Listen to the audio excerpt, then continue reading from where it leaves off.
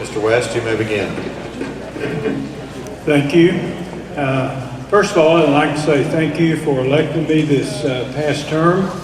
I've spent 3 years so far in the position and feel like we've done a really good job. The one thing, though, that you didn't tell me when I was elected was that you were going to have 4 storm events in our precinct in the next year and a half. It's cost our precinct $1.2 million, which is unbudgeted money. And we'll get some of it back from FEMA. Actually, we got some back this past December, but that was for the event that happened in April of 16, over a year and 8 months later, after we'd done the work and paid the bills. So it's really been kind of a real struggle, and I hope the next 4 years we don't have any more of these storms, but we really don't need them. I was born and raised in McKinney. I graduated from SMU with a degree in accounting and finance. I'm married to my bride there. We've been married 52 years. We moved to Van Zandt County 19 years ago, and down here to retire. Well, that didn't work too good, so now I'm working again. And what happened, I woke up one day and I said, Carolyn, somebody's got to go to Canton and stop this craziness. They were $11.5 million in the hole at that point and still digging. And so I came up here, and just like Judge Kirkpatrick said earlier, when we took office, we were 8.7 in the hole. We're 3.9 now. And by the end of this next term, we should be to 0. And that's where I'm planning on going. So thank you for your vote and your support.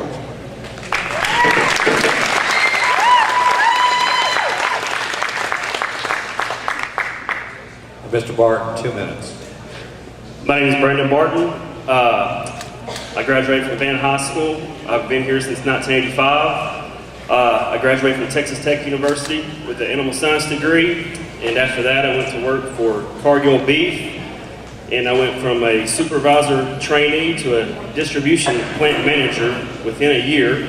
I was over 3 shifts, 200 employees, and a multi-million-dollar budget. And then I had the opportunity to either go to Nebraska for a promotion, and I said it was too cold in Nebraska. And so I moved back home, and I bought with my dad, I bought the Van Zandt County livestock auction, the sale barn there on 47 and 20. We had that for 12 years, and in July of 16, 2 guys wanted more than we did, so we decided to sell it. After that, I've started a lawn and irrigation business on my own, and been doing that, and I've also been looking at my tax dollars while they're going up. And I did some research, and Van Zandt County doesn't have a money problem. It's got a spending problem, and it's got a big spending problem. He says that Precinct 4 cost them $1.2 million in the tornadoes. That may have cost Precinct 4 $1.2 million, but it didn't cost the county $1.2 million. He's received $620,000 in FEMA money, and I hadn't seen any of it, and the people aren't getting it, and that's where the damages were. The county did not have that much damage. The people did. He's $644,000 over budget in 3 years.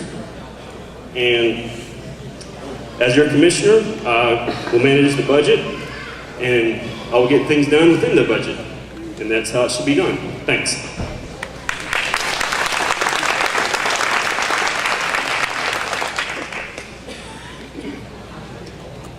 Okay, our questions will begin with Brad. This question is for both candidates. Mr. West, you'll get the question first. Do you think the Commissioners Court is providing the services needed to the citizens of Van Zandt County? And what would you do differently in the county budget and still stay within budget? I do believe that the County Commissioners Court is providing the services that are needed in the county. We'd love to have a lot more. We need to give our people raises. We have a lot of things that we need to work on, but we got to stay within this budget. And the only way that's going to happen is if we have industry come in here, new homes come in. One thing that's happened last year, in 2017, we had 17 new subdivisions that were approved through the court. It's unreal for our county. We normally have about 3 or 4. So we're going to get the growth, and we will continue on with what we're doing and hopefully increase. Thank you. Mr. Barton? No, I do not think the Commissioners Court is doing what they should be doing. They say they don't have enough money. Well, we need more money to fix this. Well, we'll vote for a 10-cent tax raise. Here you go. Well, that's not enough. Well, now this year they want a 3-cent tax raise. So they tax us again. Not only that, they go to their appraisal district.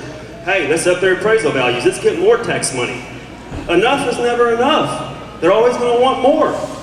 And even with the more, if you've got my passing over there, they still go over.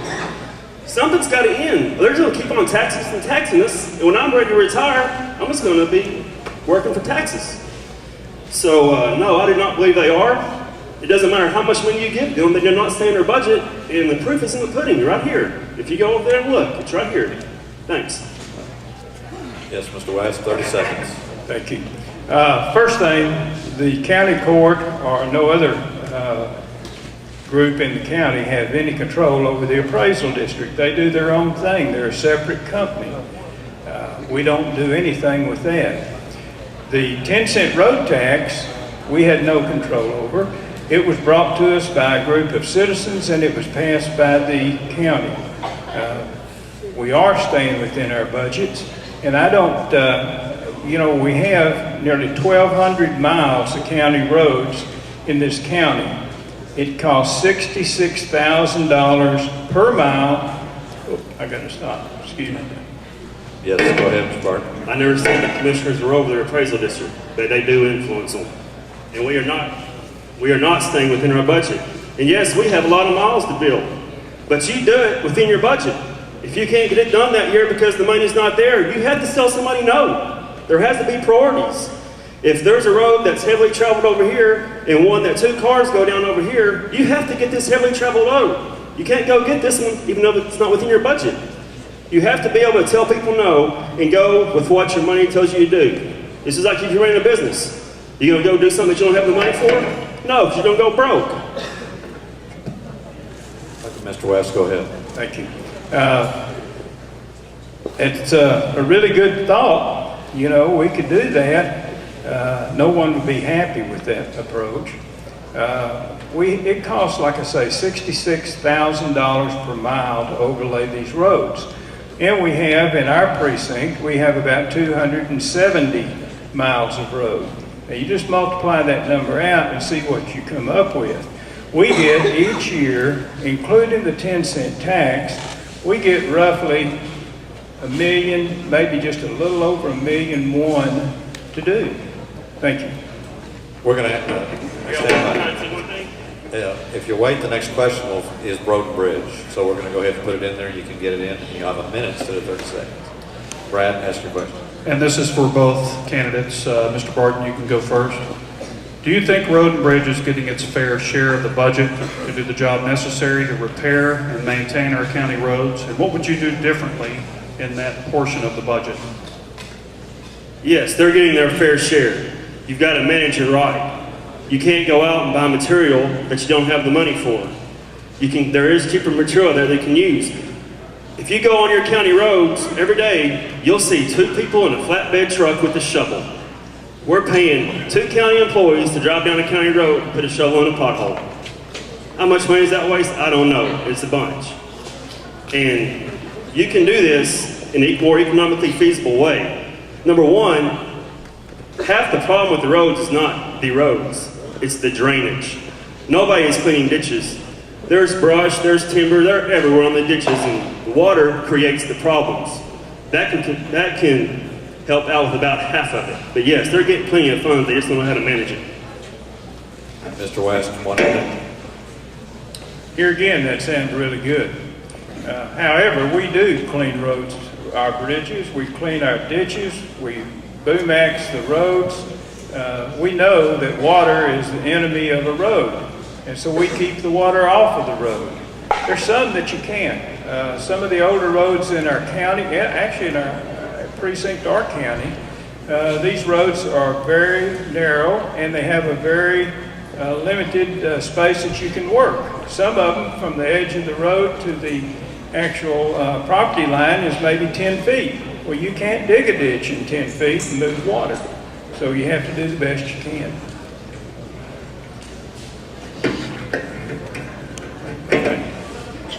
Next question, Kim. This is for both of you. Mr. West will be first. How is the precinct budget allocated by the three top most costly expense items, and how would you manage these items? Are you talking about road and bridge, or are you talking about total budget? I don't understand. Total budget. Total budget. Okay, the biggest part of the budget is for the sheriff and jail. 10 years ago, the sheriff and jail department got 23% of our total budget. Today, they get a little over 47%. And that has really put a cramp on what we can do in the other areas. Road and bridge, of course, would be second. Behind that, I don't really know who's third. There's quite a few that are going to be about the same. But how would I change that? Mr. Melton was mentioning a while ago that our road and bridge percentage has gone down from 25% to 19.5 is what it is this year. We've got to increase our road and bridge, or you're not going to have the roads that you're accustomed to. Hopefully, we can work it out. I think that this year will be the first time that we're going to end up with a surplus in our budget.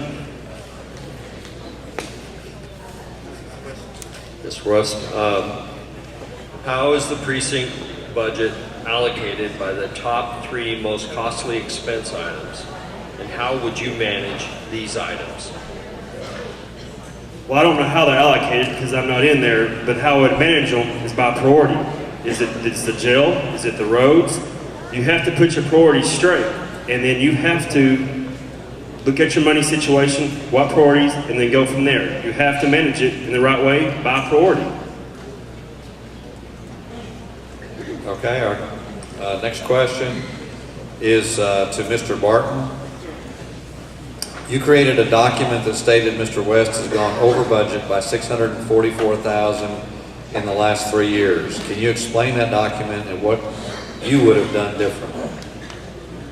Not spend it. I mean, you got a budget, you go over.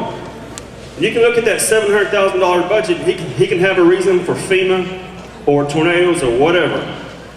But why in the world are you going to go spend $173,145 on new equipment if you are in a bind? We've got a brand new loader up there. It's probably got Wi-Fi and everything. I don't know. And we got 4 of them. 4 loaders, one brand new. A brand new truck, a brand new dump truck. And we don't need it. $173,000 worth of new equipment bought from October of 16 to July 17. And I thought we were in a bind. Mr. West, you have 30 seconds to rebut if you want. I did. You'd be in much worse bind if we hadn't bought that equipment because what we had wasn't working. We do have other loaders, but they're older than my opponent here, and they don't have the power that they have to have. And when we had these storms come through, we bought a new loader. It's got a grapple on the front. You can go out, you can grab all the brush, you can load it straight into a dump truck. You don't have to take people out there with chainsaws and cut it up.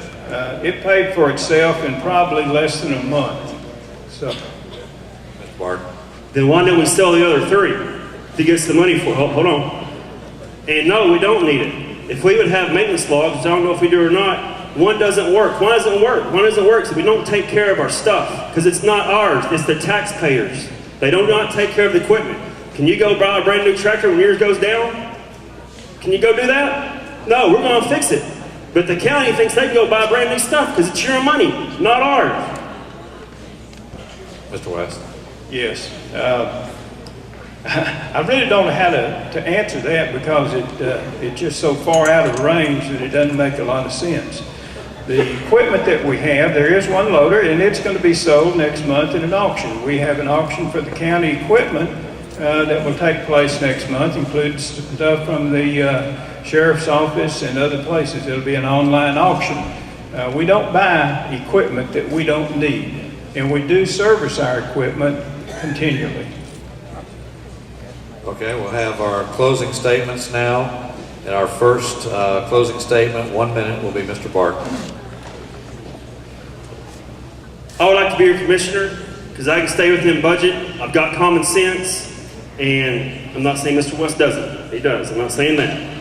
But I can manage money, and I know that I'll be working for you.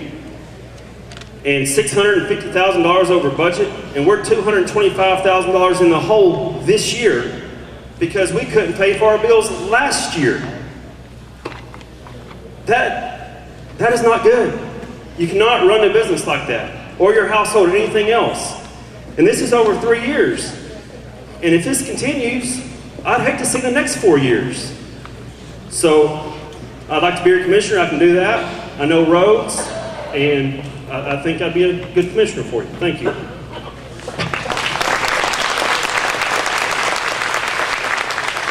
Mr. West, 1 minute. Thank you. He's talking about going over budget.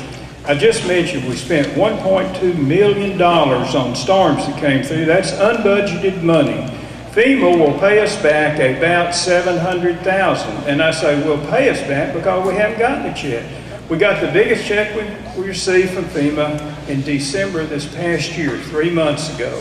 We got nearly $300,000. Currently, we have no bills that are not paid, everything is current, and I have about $900,000 cash in the bank to start this year. I then moved to Grand Saline about 4 years ago. I've been involved in the youth foundation there in Grand Saline. About the last 4 years. I was on the city council and recently resigned and went back to work at the police department there. I started my law enforcement career in 2002 in the jail here. I worked for the sheriff's office in the city of Grand Saline a short time for Constable C.B. Wiley.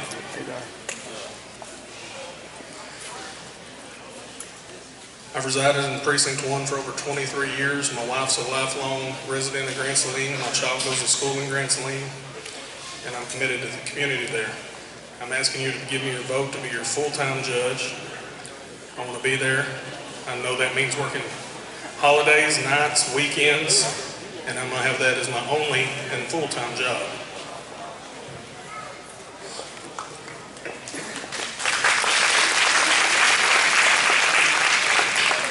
Mr. McMillan, 2 minutes. Well, I grew up in Van, graduated Van High School. My wife graduated from Edgewood High School. After graduation, I went to Tyler Junior College, graduated from there, and I entered the Texas Department of Public Safety State Police Academy. After that, I served the state of Texas as a highway patrol trooper for 3 years.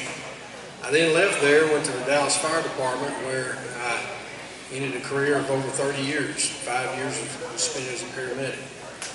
My part-time job for the last 24 years has been the municipal judge for the city of Van, serving the citizens of Van. Most importantly, I am a Christian. My wife and I are members of First Baptist Church of Van. We're active there. I teach Sunday school. I'm a deacon. I serve my community.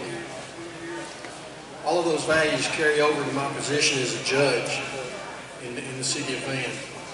I was taught by my training officer as a highway patrolman to treat everybody the same. I said, son, I don't care if you stop the Pope. He's no different than the farmer out there. And I carry those values with me. I carried them when I was a fireman. And I saw a lot as a firefighter. Camaraderie, teamwork. And it also affected me when I would be in emergencies with people that needed my help, life and death. I know the value and what it means to people, to have someone there that cares for them. I believe that Office of Justice Peace is an office for the people. Most of us will never be in county court of law, most of us will never be in district court, but sooner or later, somebody, either you yourself or your family members, will be in a justice court or municipal court in some fashion. And I believe that you should enter there knowing that you're going to be treated fairly and that it is your court that serves you.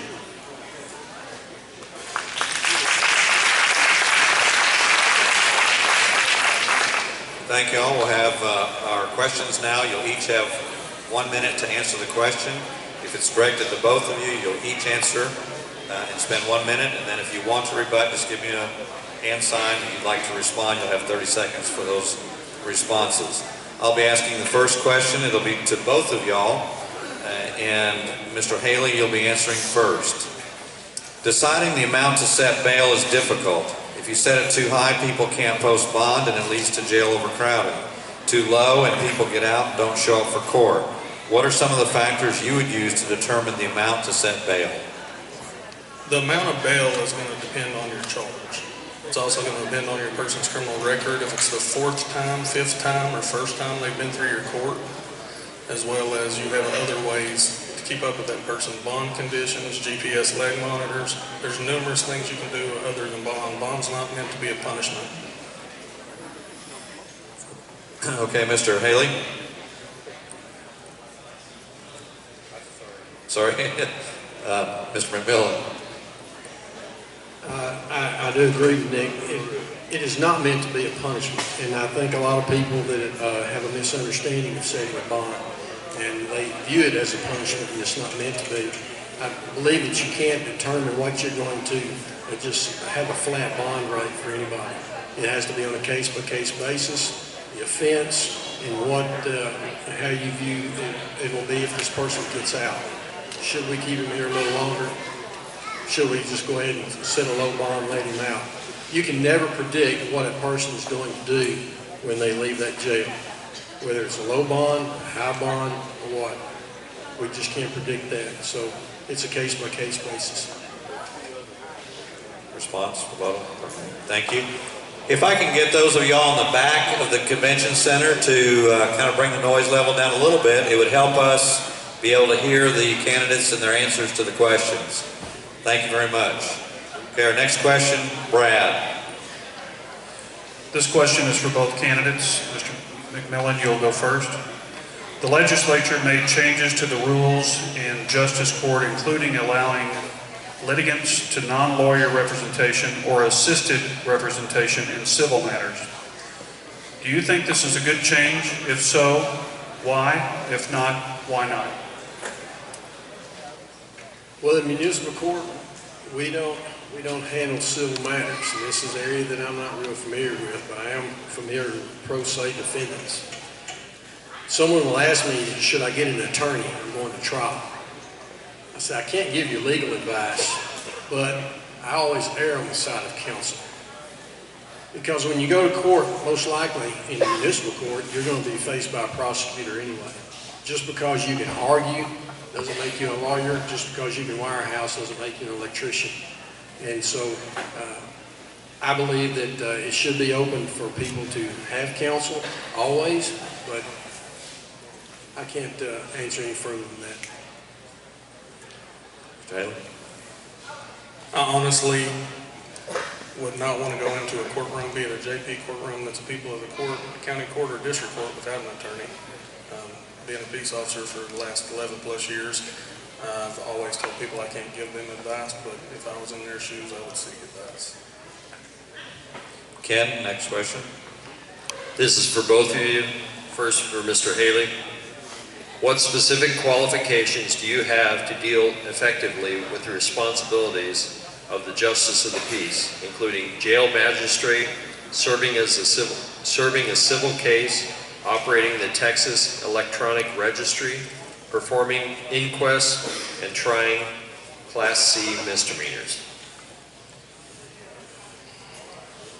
Other than the electronic registry, I've done just about all that. I've wrote plenty of Class C misdemeanors. I've never tried one, so I understand what goes into it. Worked numerous inquests. I worked in the jail for 4 years alongside all the JPs that are currently in office or retired. The paperwork is simple. It's something that you're going to do every day. Mr. McMillan? I'm not familiar with the electronic registry, but I am familiar with summoning juries, setting jury trials, bench trials, magistrating prisoners, setting the bonds. Familiar with all of those things. Familiar with the records that go with them. As far as the civil docket inquest, I've spent over 30 years trying to revive 80% of those people instead of figuring out what happened to them. So that side does not bother me. Okay. Our final question will be to both of you, starting with Mr. McMillan first. What problems of the current office would you address, and how would you interact with law enforcement and other county offices, including the district court and county court at law?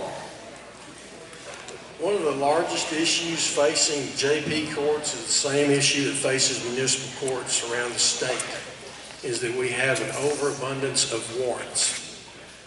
Just in Van Municipal Court, we have over $300,000 in outstanding warrants. I know the JP courts and municipal courts throughout Anzac County are pretty close to me. What do we do with these warrants? They're backlog cases. Some of them have already been decided. They're capious pro fine warrants. These people have judgments against them. They have not paid their fines. What do you do with them? You can't put them in jail. The sheriff won't take them. There's no room for them. They won't do their community service. What do you do with them? And so it's something that we need to work with our legislature in solving. Just declaring everyone indigent does not solve the problem. You and I have to get a license, we have to have insurance, and we have to make it happen for everybody. Go ahead. The biggest complaint I've heard in Precinct 1 is time. The people in the precinct want a judge that's going to be there, going to be accountable, that's going to answer phone calls, show up after hours and do the job. That job isn't a Monday through Friday 8 to 5 job. It comes with on-call. You need to be present for the people. If you really are concerned about the community and the people, you will put the time and effort into serving. So I live I could walk from my house to the JP's office in 3 minutes. I don't believe I'll have a problem doing the job or showing up. Response? Okay, that was our last question. Our closing statements, beginning with Mr. McMillan, will be 1 minute each. Go ahead. I suppose I'm asking you to vote for me to be your Justice of the Peace in Precinct 1 because I offer a great deal of experience in the areas. I look at, as I said, I look at the Justice of the Peace Court as the people's court. I will be available to you. I believe in helping you. I believe in being there for you.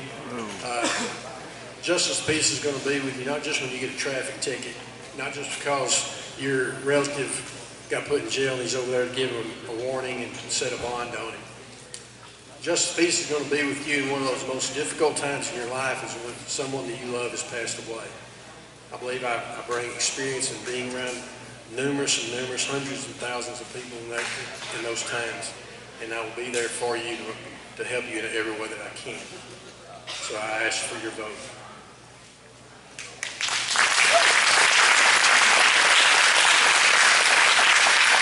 Mr. Haley, 1 minute. Yes, sir.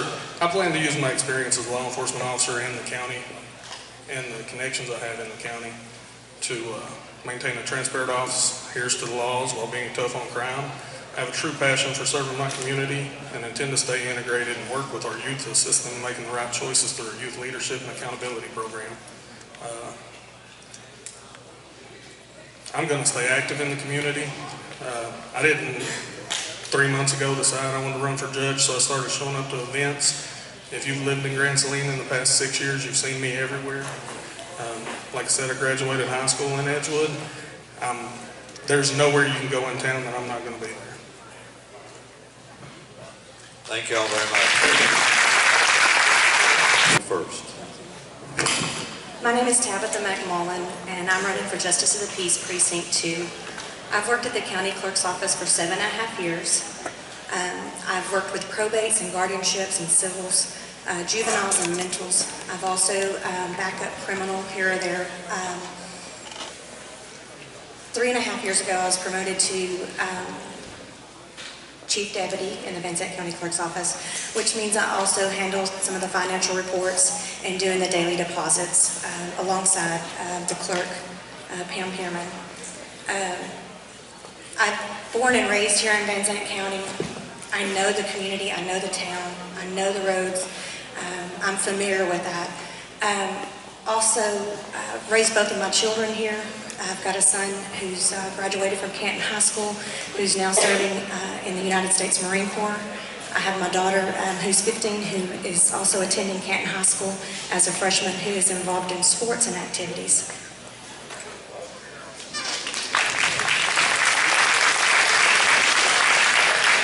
Do you need the additional time? You're good? Okay. Ms. Blaster? Good evening, ladies and gentlemen of Van Zandt County. My name is Judge Sandra Plaster, Justice of the Peace, Precinct 2. Again, I want to thank the County Judge and Commissioners Court for appointing me to serve out the uninspired term of Judge Ronnie Daniel. When I started this journey, I focused on faith, family, and friends, in which I continue to do so today. I have completed 60 hours of judicial training with the Texas Justice Court Training Center. I will be completing the last 20 hours the end of March. The duties of the Justice Court is divided into 3 different categories. Ladies and gentlemen, this is my job description, and I can do the job.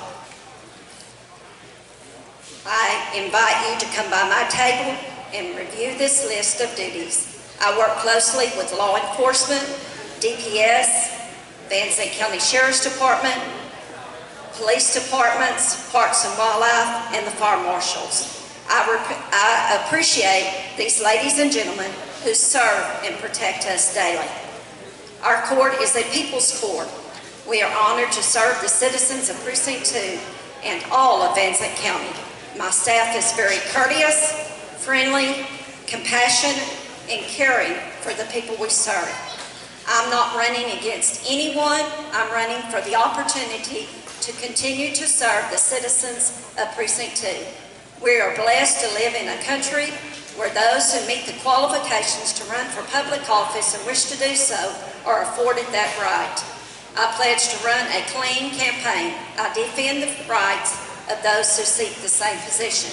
I am committed to pray for them and all the candidates seeking to serve. I am overwhelmed with the encouragement and support I have received from hundreds of you since I started this journey.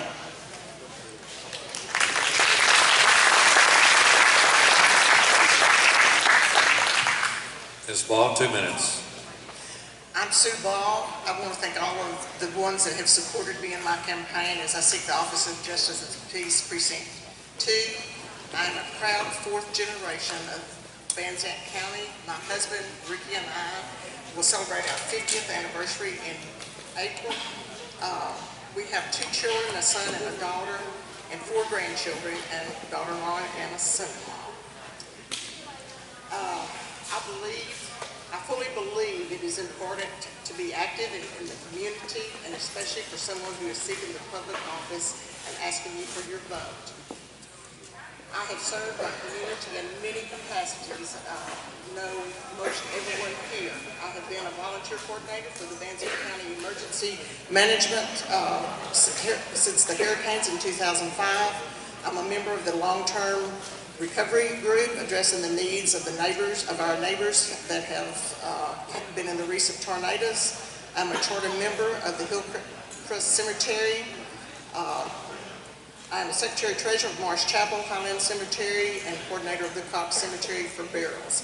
I'm in my 3rd term for charter service for the commissioner. I am commissioner for the charter of the Emergency Service District Number 3, currently serving as president. I am a member of the Canton Chapter 667, Eastern Star for 30 years. As I own About rental properties in Van Zandt County, I'm very familiar with the landlord and the tenant laws, which justice courts are the court of the original jurisdiction.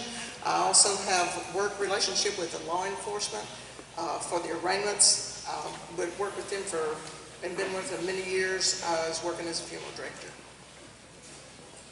I ask for your vote on March the 6th.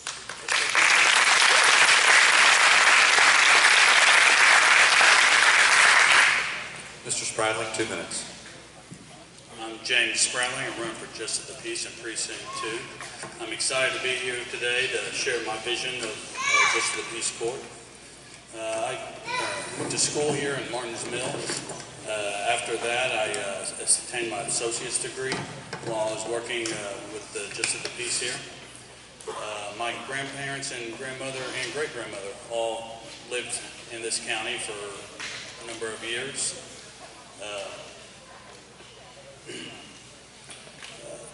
I'm a firm believer in the Second Amendment rights. I hold a license to carry.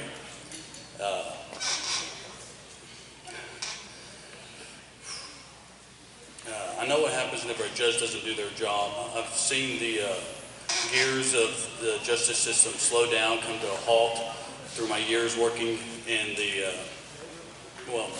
living in the Van Zandt County, and knowing what toll it makes on the individuals who are just trying to make a day-to-day living. I am honored to come from a family of public servants. My mother's father is Wallace Drum. He was a Marine in World War II. My father's father was a Navy, served in the Navy during World War II and Korea. So my family has shown me the service and how important it is to do public service. I just look for your support in this upcoming election on March 6th, and remember James for JP2.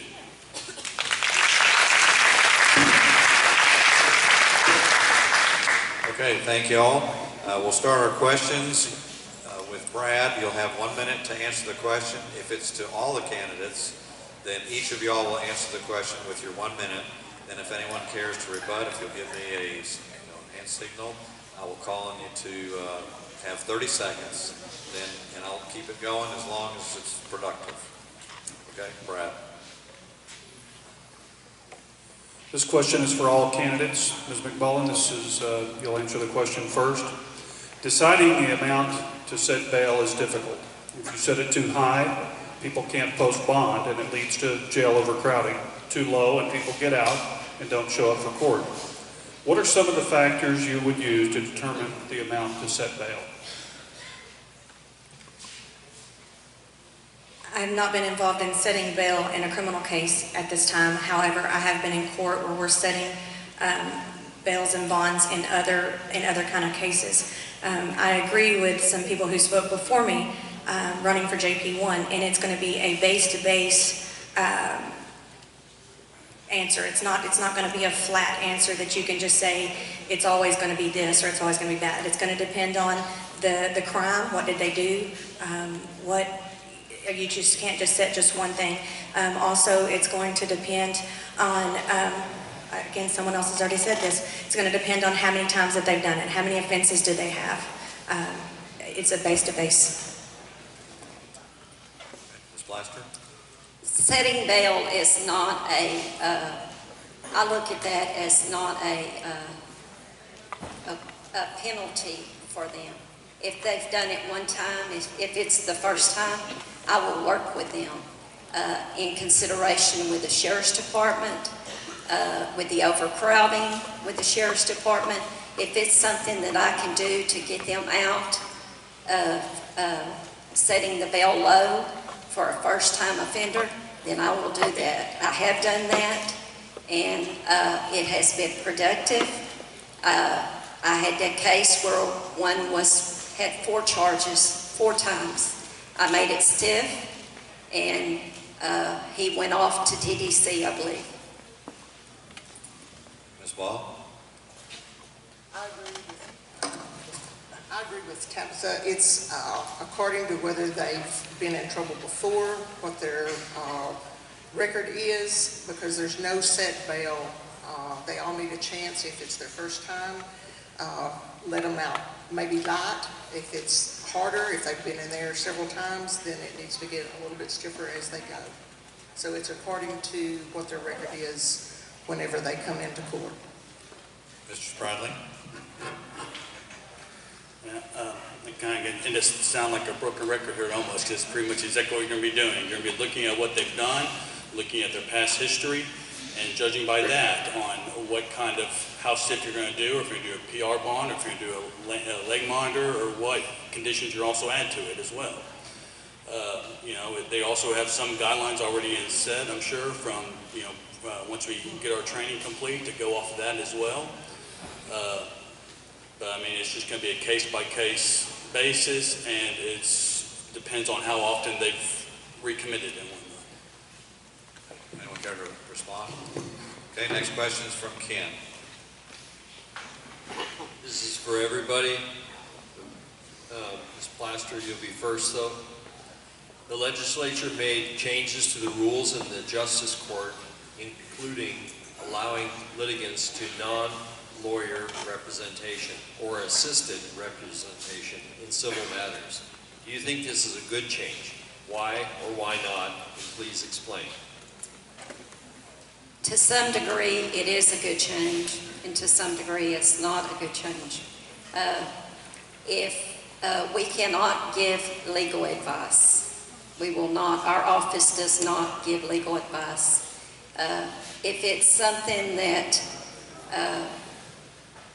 that can be, let's see, I was trying to think of an instance where we did that. We did have one come into our court. She approached my clerk. She needed legal advice. She was sent over there by the sheriff's department.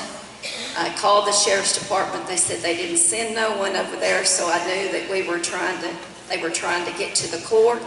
I told them they needed to go seek them an attorney, and after which time I believe they did that. So I think to be forceful and to stay within the law and the statutes that we're to abide by. Ms. Baugh? I think anyone that goes into court probably needs an attorney unless they're just really sharp on the laws to keep them safe. I would just think that they would need an attorney going in. Mr. Spradley? In my opinion, it's, again, kind of both, because it kind of depends on your situation in that.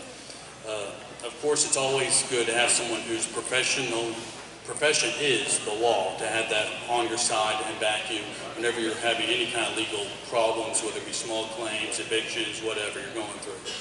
But at the same time, everyone has bills to pay, everyone has the money constraints, and you have to, you know, if you have a relative or someone who's also really versed in the law already, whether they be, you know, they retired as a lawyer or they have some sort of backing that they can come in and assist you in those proceedings, I think that's a good opportunity that it's been made there for us.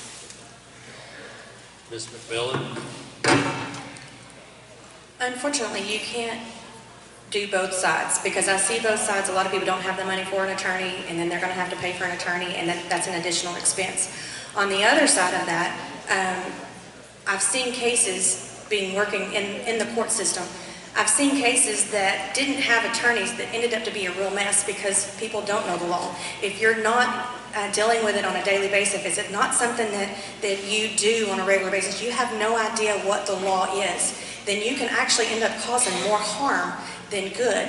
And so sometimes and then you end up with just as much money because you have to keep going into the court. So I would have to say that I don't agree with it. I think that you would need an attorney anytime that you're going in to defend yourself. I myself, if I had something for myself or my children, then I would want to make sure that I had the best defense for them, and I would want to have an attorney. Any rebuttals or comments? Okay, next question. This is to everyone, and Ms. Ball, you'll be first. What specific qualifications do you have to deal effectively with the responsibilities of Justice of the Peace, including jail magistrate, serving a civil case, operating the Texas Electronic Registry, performing inquests, and trying Class C misdemeanors? As far as for performing inquest, I've been a funeral director since 1998. I've ran my transportation since 1992. I have been on many death calls working with the JPs in the county, in our county and surrounding counties, and I'm very seasoned to that, unfortunately, and working with the families at their worst time in their life. And what was the rest of the question? The qualifications to deal effectively. Qualifications. I have done a lot of things. Been asked to serve on many boards, and I will learn this with the education that is provided for the state, and that, I think that will qualify me with all of the things that I've done in my past. Mr. Bradley. I'm also coming into this not with a whole lot of experience in this area as well, but saying that I've also if I can collect my thoughts here now where I was going. I did serve a little bit with the JP office and got to see some of it in action, so I'm aware of that, know how it all's supposed to work, along with, of course, knowing that we will be sent to training, which we will be able to go through all this in detail, and I'm sure it's all going to be provided there for us, and you just have to follow it to your best of your ability and do the best job you can for it. I mean, that's pretty much the basis of it. Ms. McMillan. Can I ask the question again? Yes. What specific qualifications do you have to deal effectively with the responsibilities of the Justice of the Peace, including jail magistrate, serving civil case, operating the Texas Electronic Registry, performing inquests, and trying Class C misdemeanors? Obviously, not being in the office, I do not have experience in those particular things. The experience that I do have for Justice of the Peace Precinct 2 would be the fact that I have worked for the county for 7.5 years. I have worked, again, as chief deputy for 3.5 of those years. So I'm familiar with civil cases. I'm familiar with the computer systems. I'm familiar with the database. I'm familiar with those things. I don't deal with the death certificates on the level that the JP deals with them, but we deal with them in our office, the county clerk's office, on the flip side of it. So I am going to have a little bit of knowledge in that. Ms. Plaster. Yes. What specific qualifications do you have to deal effectively with the responsibilities of the Justice of the Peace, including jail magistrate, serving civil case, operating Texas Electronic Registry, performing inquests, and trying Class C misdemeanors? Well, I've been in this for going on 11 years now. I was the clerk. I know the procedures to handle each one of those. I have been with the retired judge several times on inquests before I started on September the 8th. I know how to do the Texas Registry, the TER, where you put in the medical information to get your death certificates. I know how to magistrate and work with the people there at the jail, the jailers. The Sheriff's Department is really good source to work with. I'm looking forward to continue doing that service. I'm doing it now. As far as being familiar with the civil cases, I have heard several civil cases since I've been in, and I like to listen to the people. Each one has the defendant as well as the plaintiff has, and I'm going to hear them out. There may be a... Okay. Anybody want to respond? Okay. Our next question from Brad. This question is for all candidates, starting with you, Mr. Spradling. What problems of the office would you address, and how would you interact with law enforcement and other county offices, including the district court and county court at law? Well, one problem that I know that I've kind of seen while I was working there was the problem with the 8 to 5 hours, for one thing. You know, I would think that a judge for the people needs to be available for the people. So for those of you who do work the 8 to 5 job, you have a hard time getting back up there to take care of your court business. So that'd be one thing I'd be looking at trying to take care of. The other part was talking about how to interact with both parties there. you really don't interact with either of them unless they're both present at any time. You have to have both of them in front of you before you can make any kind of decisions or talk to either side of them at all. You have to have your defendant and your prosecutor there, whether they be a police officer or not. You have to have, both sides have to be able to heard in front of a judge, so you cannot hear one side without the other. Ms. McMullen? I'm going to ask you to repeat the question. Certainly. What problems of the office would you address, and how would you interact with law enforcement and other county offices, including the district court and county court at law? I'm going to have to echo on what James has already said. A complaint that I've heard over and over again is the fact that people can't get in and handle their business and take care of their business. So the office would be open 8 to 5, Monday through Friday. You would be able to come in and handle your court cases. You would be able to come in and pay your fines. Whatever it is, whatever business you're trying to conduct in the county, I would want that office to be open so that you can conduct that business. As far as working with the other offices, because I have been here 7.5 years working with the county, I have a working relationship with the other offices, with the commissioners' courts, with the judges.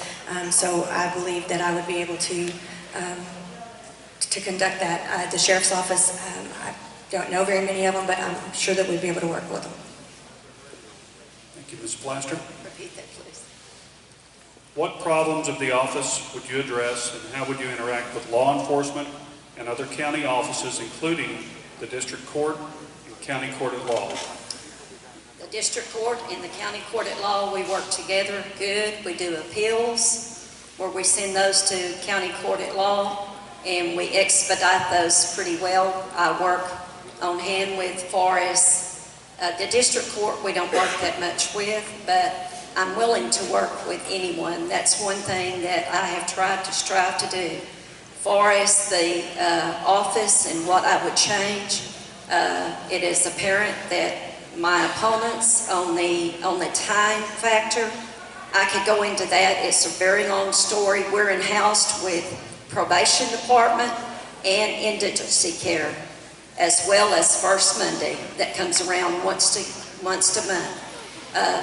I make the court convenient for the people. I have met people there at 7:20 in the morning to pay traffic tickets. I have met attorneys there at 7 o'clock to file a suit if they need it. Ms. Ball? And repeat the question one more time. Yes, I will. What problems of the office would you address, and how would you interact with law enforcement and other county offices, including the district court and county court at law? The only problems that I hear about is the office not being open for the people coming in, as James and Tabitha had said. So I would like to keep it open. I will be available 24/7.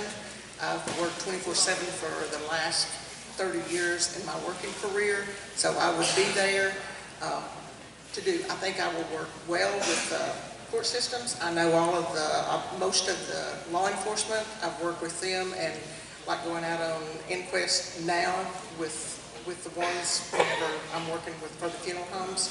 So, yeah. Any rebuttals, responses? Okay. Our final question, Kim. This is for Ms. Baugh and Ms. McMillan. Can you explain your past voting in the Democrat primaries according to county clerk records? What have you done to build the Republican ideals in our area? What have we done here? What? So you repeat the last part? Can you explain your past voting record in the Democrat primaries according to county clerk records? And what have you done to build Republican ideals in our area? I'm trying to understand that question. Talking about my past voting, I'm guessing that they would be referring to the fact that I voted Democratic one time in a primary election because I was trying to vote against someone else in the Republican. Maybe that's wrong, but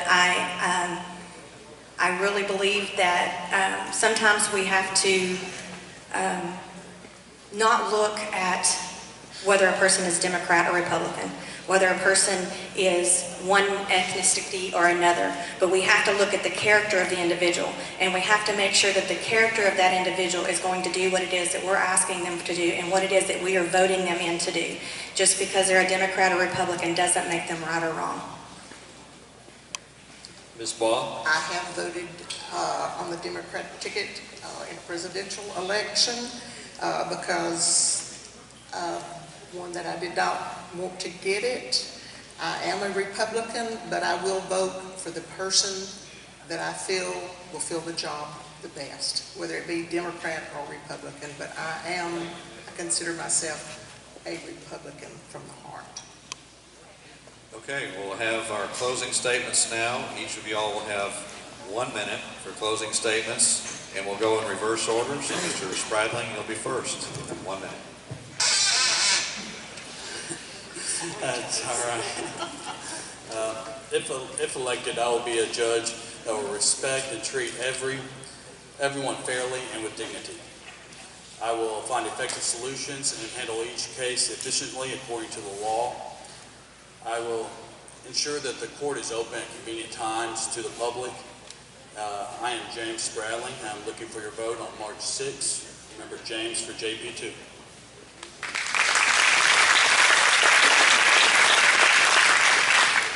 Ms. Baugh? And the question again? Is closing statement, 1 minute. 1 minute. Okay, I'm sorry, I was questions. I've been a self-employed funeral director for right around 30 years, well, since 1998. I'm adult now, I'm sorry.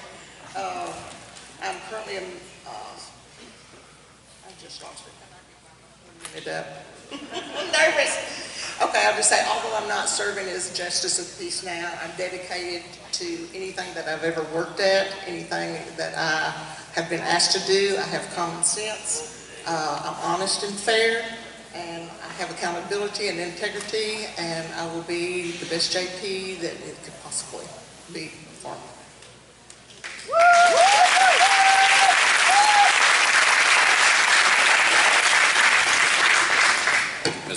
Ms. Plaster. Is it working? I didn't think it was working, sorry.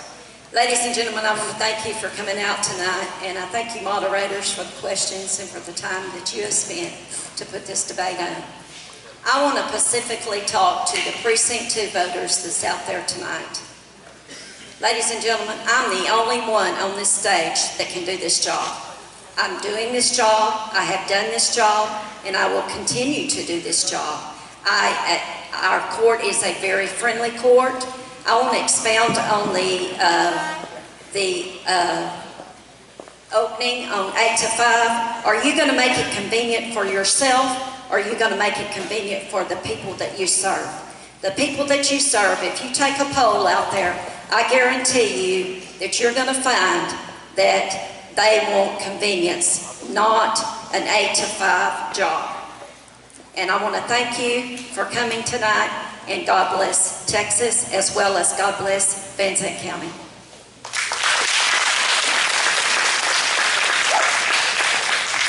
McMillan, 1 minute. I want to close by saying again, thank you for coming out, and thank you for staying to the very end to hear what we have to say. That means a lot to us. I believe that I am the person to be the next Justice of the Peace, Precinct 2. I have what it takes. I can be there 8 to 5 and have flexibility after that. That's not a problem, but at least 8 to 5, when people expect me to be there, I will be there. And I have worked and served in my church. My children have served in the church. We are servants. That's what we do. And I believe that this office is an office to be served, to serve the public. It's an office for the public to be able to come in and be served in the area that they need service. And so I believe that I am the person to do that. I have dignity and I'm an independent worker. I am fair and just.